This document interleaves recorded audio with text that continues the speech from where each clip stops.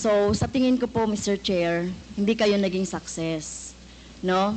Sa dami ng napatay na biktima ng EJK, hindi yon, no? Hindi yon yung makikita natin na na-minimize na talaga yung droga. In fact, tama ba to, Mr. Chair, na wala namang mga big fish na nahuli during your time?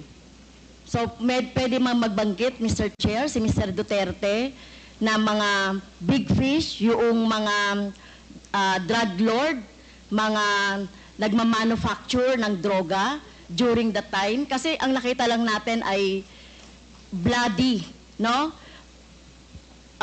Dugo ng ating mga maliliit, mga mahihirap na mga mamamayan.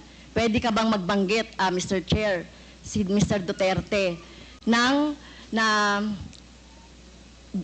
drug lord o malalaking smuggler ng droga na napatay or nahuli or napakulong sa panahon mo? Ma'am,